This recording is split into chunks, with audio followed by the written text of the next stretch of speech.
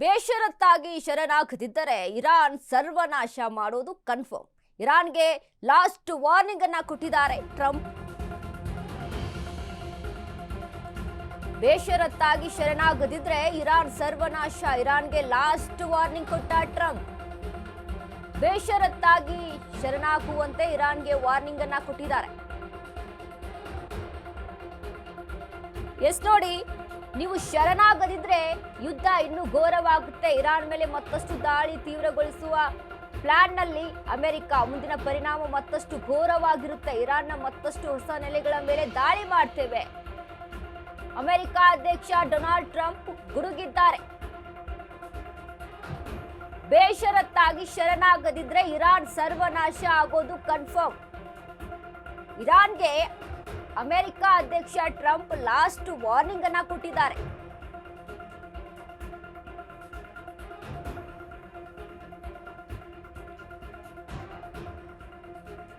Iran ಮೇಲೆ ಮತ್ತಷ್ಟು ದಾಳಿ ತೀವ್ರಗೊಳಿಸುವ ಎಚ್ಚರಿಕೆಯನ್ನ ಕೊಟ್ಟಿದ್ದಾರೆ ಅಮೆರಿಕ ಅಧ್ಯಕ್ಷ ಡೊನಾಲ್ಡ್ ಟ್ರಂಪ್. ಮುಂದಿನ ಪರಿಣಾಮ ಮತ್ತಷ್ಟು ಘನಘೋರವಾಗಿರುತ್ತೆ.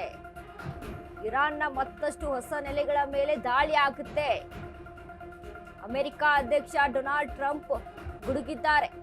ಈಗಾಗಲೇ ಅಮೆರಿಕ ಎಷ್ಟೇ ಹೇಳ್ತಾ ಬರ್ತಾ ಇದ್ರು ಸಹಿತ ಇರಾನ್ ಯಾವುದೇ ರೀತಿಯಾಗಿ ಹಿಂದೆ ಹೆಜ್ಜೆಯನ್ನ ಇಡದೆ ಸತತವಾಗಿ ಅಲ್ಲಿ ಯುದ್ಧವನ್ನ ಸಾರ್ತಾ ಇದೆ. ಈಗಾಗಲೇ ಟೆಹರಾನ್ ಆಗಿರ್ಬೋದು ಅಥವಾ ಇನ್ನಿತರ ಗಲ್ಫ್ ಮಧ್ಯಪ್ರಾಚ್ಯ ವಿಚಾರಕ್ಕೆ ಸಂಬಂಧಪಟ್ಟಂತೆ, ಇನ್ನು ಗಲ್ಫ್ ರಾಷ್ಟ್ರಗಳ ವಿಚಾರಕ್ಕೆ ಸಂಬಂಧಪಟ್ಟಂತೆ ಈಗ ಇನ್ನು ಒಂದಿಷ್ಟು ದೇಶಗಳ ಮೇಲೆ ಅಮೆರಿಕ ಸಹಿತ, ಟೆಹರಾನ್ ಮೇಲೂ ಸಹಿತ ಅಲ್ಲಿ ದಾಳಿಯನ್ನ ನಡೆಸ್ತಾ ಇದೆ. ಇದರಿಂದ ಅಮೆರಿಕಕ್ಕೆ ಸಾಕಷ್ಟು ಹೊಡೆತಗಳು ಬಿದ್ದಿರುವಂಥದ್ದು. ಬಟ್ ಇದು ಹೀಗೆ ಮುಂದುವರಿಸಿದ್ರಿ ಅಂತ ಅಂದ್ರೆ, ನೀವು ಶರಣಾಗದಿದ್ರಿ ಅಂತ ಅಂದ್ರೆ ನಾವು ಮತ್ತಷ್ಟು ಘನಘೋರವಾದಂಥ ಯುದ್ಧವನ್ನ ಮಾಡ್ತೀವಿ ಅಂತ ಇದೀಗ ಅಮೆರಿಕ ಅಧ್ಯಕ್ಷ ಡೊನಾಲ್ಡ್ ಟ್ರಂಪ್ ಹೇಳಿಕೆಯನ್ನ, ಅದ್ರ ಜೊತೆಗೆ ವಾರ್ನಿಂಗ್ ಅನ್ನ ಕೊಟ್ಟಿದ್ದಾರೆ. ಲಾಸ್ಟ್ ವಾರ್ನಿಂಗ್ ಅನ್ನ ಇರಾನ್ಗೆ ಕೊಟ್ಟಿರುವಂಥದ್ದು.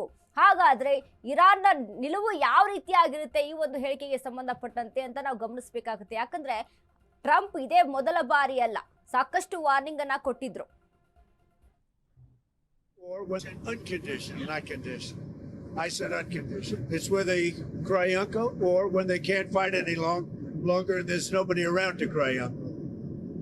That could happen too, because we've wiped out their leadership numerous times already. So it's if they surrender, or if there is nobody around to surrender, but they're rendered useless in terms of military. Unconditional, not conditional. I said unconditional. It's where they cry uncle, or when they can't fight any longer and there's nobody around to cry uncle. That could happen too, because we've wiped out their leadership numerous times already. So it's if they surrender, or if they're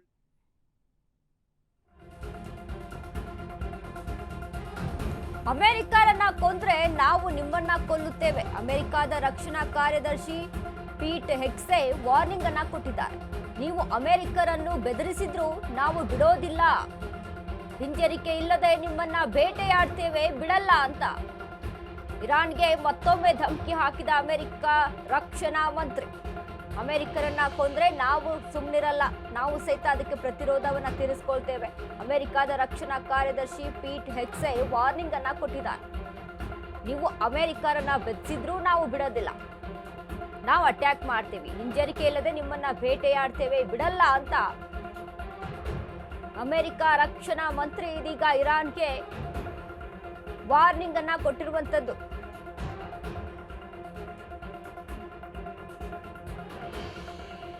ನೋಡಿ, America ಎಷ್ಟೇ ಸತತವಾಗಿ warning ಅನ್ನ ಕೊಡ್ತಾ ಇದ್ರು, ಎಷ್ಟೇ ಹೇಳಿಕೆಯನ್ನ ಕೊಡ್ತಾ ಇದ್ರು ಸಹಿತ ಇರಾನ್ ಮಾತ್ರ ಯಾವುದೇ ರೀತಿಯಾಗಿ ಹಿಂದೆ ಕಾಲ ಕಿತ್ತಿಡ್ತಾನೆ ಇಲ್ಲ. ಯಾಕಂದ್ರೆ ಇನ್ನು ಮುಂದೆ ಸಾಗಿ ಹೊಡಿತಾ ಇದೆ ಹೊರತು ಹಿಂದಕ್ಕೆ ಅಲ್ಲಿ ಕಾಲು ಇಡ್ತಾನೆ ಇಲ್ಲ. ಸೊ ಈ ವಿಚಾರಕ್ಕೆ ಸಂಬಂಧಪಟ್ಟಂತೆ ದುಬೈನ ಮರೀನಾ ಟವರ್ ಮೇಲೆ ಮಾಡಿರುವಂತಹ ಅಟ್ಯಾಕ್ ಆಗಿರ್ಬೋದು, ಇನ್ನು ಅದ್ರ ಜೊತೆಗೆ ಕುವೈತ್ನಲ್ಲಿ ಆಗಿರುವಂತಹ ಅಟ್ಯಾಕ್ ಆಗಿರ್ಬೋದು, ಅಮೆರಿಕದ ನೆರೆಹೊರೆಯ ರಾಷ್ಟ್ರಗಳ ಮೇಲೆ ಸತತವಾಗಿ ದಾಳಿಯನ್ನ ನಡೆಸ್ತಾ ಇದೆ. ಅಮೆರಿಕದ ಕಟ್ಟಡಗಳನ್ನ ಹೊಡೆದು ಉರುಳಿಸ್ತಾ ಇದೆ ಇರಾನ್.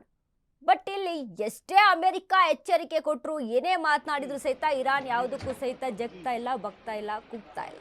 ಬಟ್ ಇಲ್ಲಿ ಪ್ರತಿರೋಧವನ್ನ ತೀರಿಸಿಕೊಳ್ಳೇಬೇಕು ಅನ್ನುವಂತಹ ನಿಟ್ಟಿನಲ್ಲಿ ಇರಾನ್ ಸಾಗ್ತಾ ಇದೆ. ಬಟ್ ಇಲ್ಲಿ ಮೂರೂ ದೇಶಗಳನ್ನ ನಾವು ಕಂಪೇರ್ ಮಾಡ್ಕೊಂಡು ನೋಡಿದಾಗ ಮೂರೂ ದೇಶಗಳು ಒಂದ್ ರೀತಿಯಾಗಿ ಬೆಂಕಿಯ ಉಂಡೆಗಂತೆ ಕಾಣಿಸ್ತಾ ಇದೆ. ದೇಶದಲ್ಲಿ ನೋಡಿ ಎಷ್ಟೊಂದು ವರ್ಚಸ್ನಲ್ಲಿ ಇರುವಂತಹ ದೇಶಗಳು, ದುಬೈ ಆಗಿರ್ಬೋದು, ಅಮೆರಿಕ ಆಗಿರ್ಬೋದು, ಬಟ್ ಅಲ್ಲಿ ಕಾಣಿಸ್ತಾ ಇರುವಂತದ್ದು ಬರೀ ಹೊಗೆ, ಬೆಂಕಿ. ಈ ರೀತಿಯಾದಂತಹ ಸಿಚುವೇಶನ್ ವಾತಾವರಣ ನಿರ್ಮಾಣ ಆಗಿದೆ.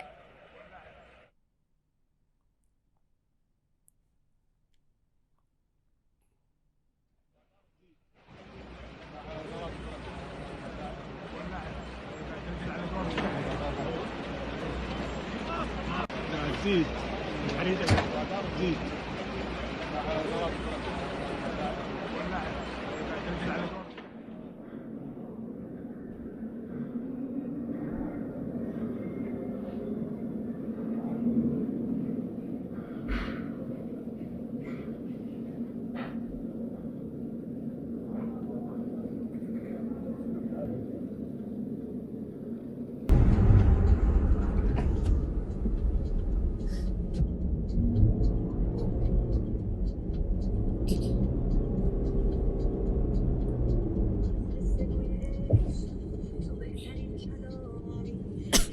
خليه ادرينالين الشهر وخال